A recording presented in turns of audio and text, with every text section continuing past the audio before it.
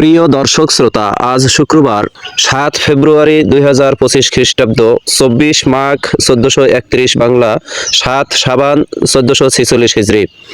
সংবাদপত্র শিরোনাম পাঠের শুরুতেই যুগান্তর পত্রিকা।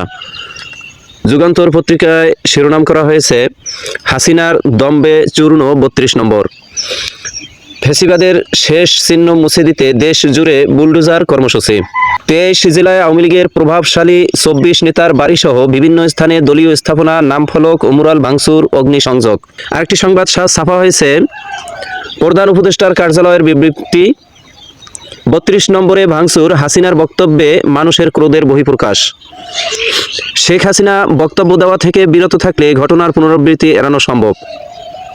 ভারত যেন তার ভূখণ্ডকে বাংলাদেশে অস্থিতিশীলতা সৃষ্টির কাজে ব্যবহার হতে না দেয়।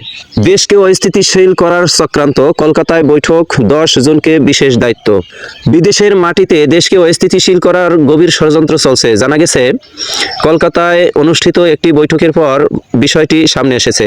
ইতিমধ্যেই ইন্টারনেট দুনিয়ায় বৈঠকের বিষয়বস্তু ভাইরাল হয়েছে। জনপ্রশাসন সংস্কার, বিশেষজ্ঞ অভিমত, বাস্তবায়নযোগ্য নয় অধিকাংশ সুপারিশ।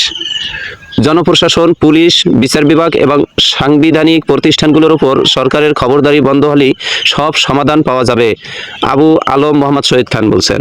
হাসিনাকে থামাতে ভারতের দূতকে তলব।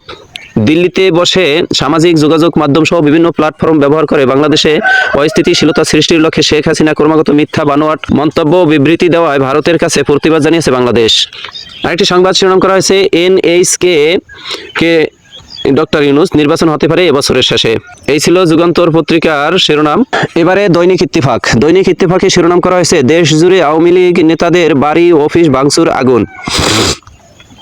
আব্দুল হামিদ, মঈন আহমেদ, ওবায়দুল কাদের, তোফায়েল আহমেদ, হাসানাত আবদুল্লাহ, শামীম ওসমানের দাদা বাড়ি সহ বিভিন্ন স্থানে ভবনে হামলা ও আগুন লাগিয়ে দেওয়া হয়। নারায়ণগঞ্জের ছবি। এই আওয়ামী লীগের জন্মস্থান হিসেবে খ্যাত ভবন গতকাল ভেঙে দেয় লোকজন। ৩২ নম্বরের বাড়ি ধ্বংসস্তূপ, গতকালও জ্বলেছে সুধা সদন। বিক্ষুব্ধ ছাত্র জনতা গতকালও ধ্বংসস্তূপ ঘিরে অবস্থান করে। সন্ধ্যায় গরু জবাই করে ভুরিভোজ। আওয়ামী লীগ সন্দেহে 2 জনকে পিটুনি। ধ্বংসস্তূপে পরিণত ধানমন্ডির ৩২ নম্বর বাড়ি থেকে গতকাল বিভিন্ন জিনিসপত্র নিয়ে যায় লোকজন, ছবিতে দেখা যাচ্ছে। আয়নাঘর পরিদর্শনে যাবেন প্রধান উপদেষ্টা, ইসির অধীনেই থাকবে এনআইডি। মাহফুজ আলম বলছেন, ভাঙ্গার প্রকল্প থেকে সরে গড়ার প্রকল্প হাতে নেওয়া উচিত। উস্কানি দাতাদের বিচারের আহ্বান ফিরোজ আহমেদের। এই ঘটনায় স্তম্ভিত নূর খান। এটা অনভিপ্রেত শেখ হাসিনার সহিংস আচরণের প্রতিক্রিয়া, অন্তর্বর্তী সরকারের বিবৃতি। ষড়যন্ত্রের অভিযোগে অভিনেত্রী শাওন ও সোহানা সাবা আটক, শাওনের জামালপুরের বাড়িতে আগুন।